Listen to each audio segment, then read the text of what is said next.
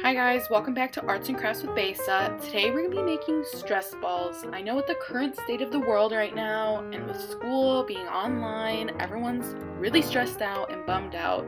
So I thought of what are some ways that we can prioritize self-care and kind of chill out a bit. And that's why I thought for this week's box, I thought it'd be a good idea to do stress balls. So you probably already have these things lying around your house. You'll need some cornstarch to fill inside of the balloon and to kind of activate that. Well, then you need a balloon, obviously. I have this cute pink balloon with polka dots. And then lastly, you need some water. To make this process easier, I took a water bottle, empty water bottle, and I cut it in half to make a funnel. I did this so when you're putting the mixture inside the balloon, it doesn't get everywhere and it's mess free. So take an empty plastic water bottle, cut it with scissors, have a parent help you, whatever, but make a funnel so our oblique mixture goes in easily.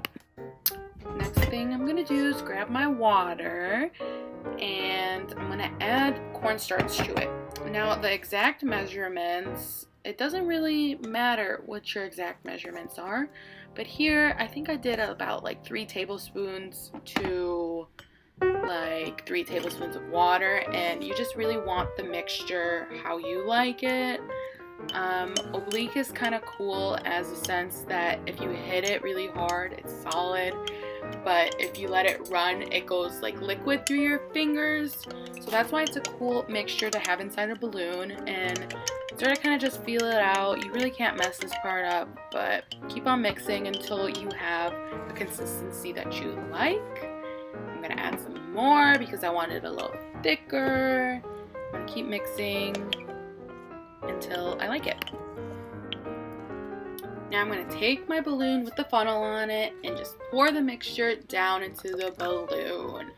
You want to make sure it's not totally overfull because when you go to tie it, all the mixture will come out on the top. So I'm feeling it on the top to see if it's too full, and then I'm going to pour out some of it because it was too full. And once I see that I like how much is in there, I'm gonna tie off the top. Some of it's spilled, so I'm just cleaning up the top to make sure it's all clean when I go to tie it. And now I'm just gonna tie a basic knot on top.